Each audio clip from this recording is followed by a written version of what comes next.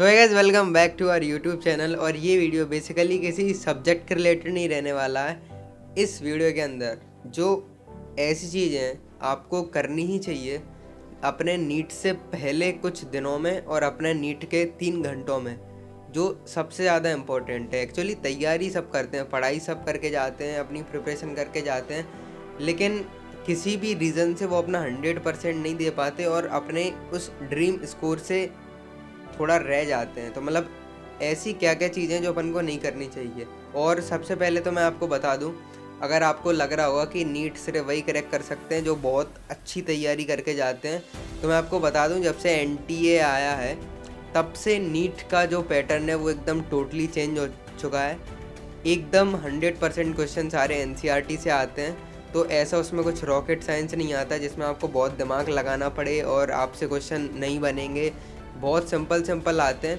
Condition ये है कि आप बस 100% फेथ खुद में रखें और उन 3 घंटों में अपने ब्रेन को इतना काम और इतना शांत जितना रख सकते हैं आप उतना रखें। तो इस वीडियो के अंदर मैं आपको बताता हूँ कुल ऐसी 5 गलतियाँ जो आपको बिल्कुल नहीं करनी है अपने नीट देते टाइम पे।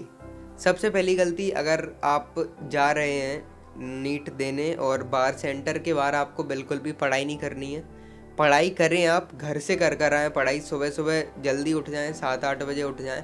और जो लोग कहते हैं कि एग्ज़ाम के दिन पढ़ाई नहीं करनी चाहिए, तो वो बिल्कुल गलत है। एग्ज़ाम के दिन आपको पढ़ाई करनी चाहिए क्योंकि आप उस मोमेंटम में आ जाते हो कि आप क्वेश्चन सॉल्व करने लगो, आपका ब्रेन वर्क करने लगता है। तो मेरे हिसाब से आपको एग्ज़ाम के डे भी पढ़ाई करनी चाहिए। मतलब उतनी नहीं कि आप बस ये कि आप सारी चीज़ें रिवाइज़ कर लें, अपने फार्मूला शीट्स वगैरह, तो आप एक फ़्लो में आ जाते हो क्वेश्चन करने के। और दूसरी जो सबसे इम्पॉर्टेंट चीज़ है, वो गलती आपको नहीं करनी है कि किसी भी अननेसेसरी पीपल से आपको बात नहीं करनी है अपने एग्ज़ाम डे में। और कभी भी किसी को ऐसा नहीं दिखाना है कि हम बहुत पढ़कर आए हैं, ये करके आए हैं। दूसरी जो सबसे बड़ी गलती वो आपको नहीं करनी है, किसी भी अननेसेसरी पीपल जिनको आप जानते नहीं हो उनसे बात बिल्कुल नहीं करनी है। क्या पता वो आपका दिमाग ख़राब कर दे एकदम। और मैं भी जब अपने एग्ज़ाम में सेंटर पे गया था देने, तो बहुत से लोग मुझे मिल रहे थे जो किताबें देख रहे थे। मतलब ऐसा लग रहा था यही 720 लाने वाले हैं, लेकिन ऐसा बिल्कुल नहीं है। ऐसे लोग बहुत देखेंगे आपको नमूने। तीसरी मिस्टेक जो है वो आपको नहीं करनी है, वो ये है कि एग्ज़ाम के ड्यूरेशन में आपको वॉशरूम वगैरह नहीं जाना है। तो मेक श्योर करें कि आप ये सब पहले ही कर लें और एग्ज़ाम के दिन काफ़ी लाइट खाना खाकर जाएं, वरना दिक्कत आ सकती है। चौथी जो गलती आपको नहीं करनी है कि एग्ज़ाम देते टाइम आपको जितनी भी आप रफ़ कैलकुलेशन करें, मेक श्योर करें कि वो रफ़ ना हो, एकदम क्लीन होनी चाहिए, वरना लास्ट में जाकर वो आपको कंफ्यूज कर सकती है, आपका काफ़ी ज़्यादा टाइम खा सकती है, आपका क्वेश्चन भी गलत करवा सकती है। तो ऐसी चीज़ ना करें। लास्ट में मैं आपसे यही कहूँगा कि उस 3 घंटे के अंदर अपने अंदर बिल्कुल भी प्रेशर आने ना दें, क्योंकि अगर आप प्रेशर लेंगे तो मेक श्योर कि आपका स्कोर गिरने वाला है, ये एकदम कंफर्म है।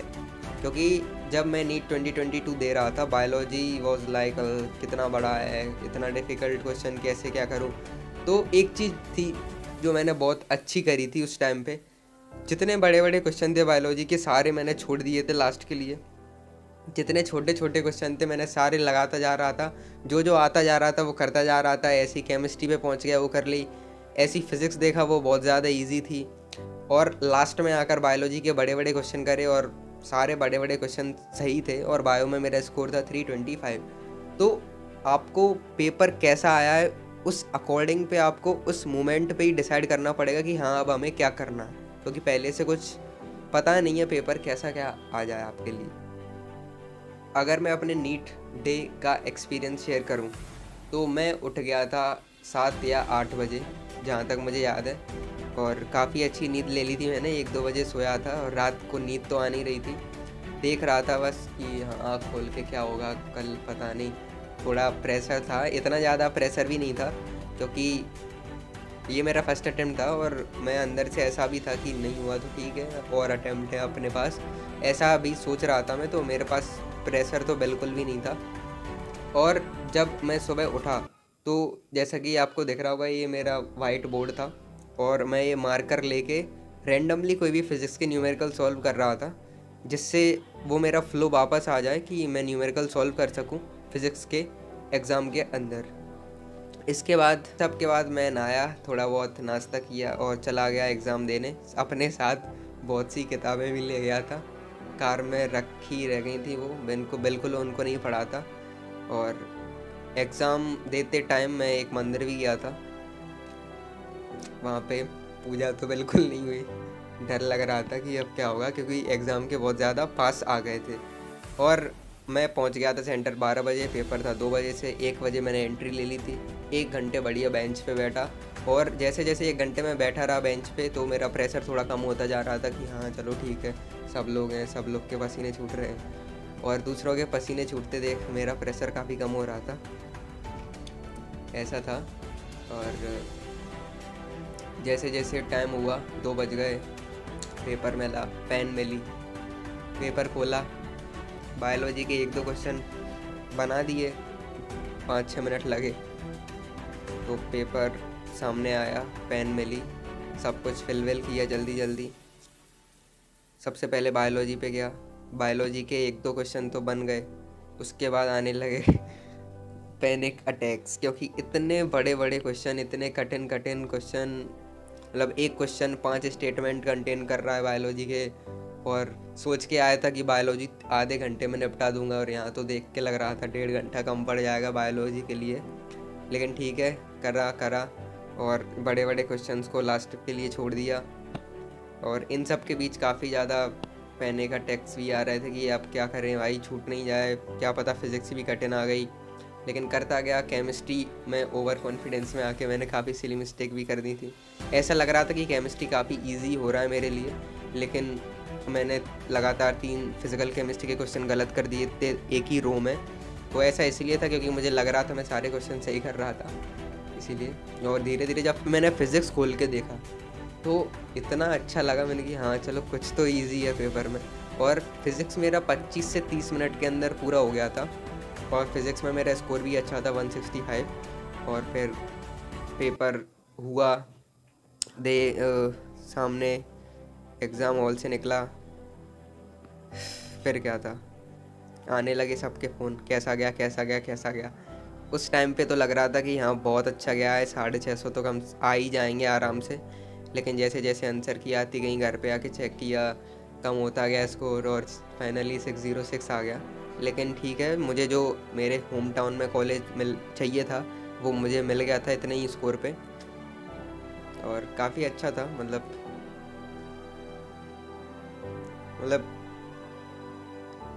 ऐसा लग रहा था कि सब कुछ इतना एफर्टलेसली हो गया है, और असलियत में उस चीज़ के पीछे काफ़ी ज़्यादा एफ़र्ट्स थे 2-3 साल पहले के।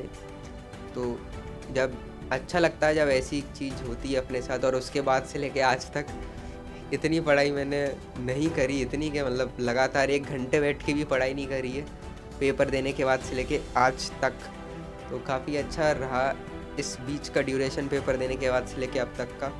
बहुत नई नई जगहों पे मैं घूमा, नए नए दोस्त बने, दोस्त तो इतने बने नए नए, और उन दोस्तों के साथ बहुत घूमा, तो काफ़ी अच्छा लगा। तो आप लोग भी मतलब बिल्कुल टेंशन लेने की ज़रूरत नहीं है। लाइफ में बहुत से फेज़ ऐसे आते हैं जब हमें पता नहीं पड़ता कि हाँ अब कैसे क्या करना है, लेकिन उसके जस्ट बाद थोड़ा एफ़र्ट देने के बाद हमें लगने लगता है कि हाँ अब हम आ गए हैं रिलैक्स पोजीशन में। तो पढ़ाई करते रहे, मतलब अच्छे से पढ़ाई करें, बिल्कुल भी टेंशन नहीं लें। मैं कर सकता हूँ तो आप भी एक अच्छे स्कोर ला सकते हैं, और अगली साल आप भी अच्छे अपने ड्रीम मेडिकल कॉलेज में होंगे। तो वीडियो अच्छा लगा तो लाइक करें, चैनल पे नए हैं तो सब्सक्राइब करें, और भी अगर आपको कोई रिक्वायरमेंट है तो कमेंट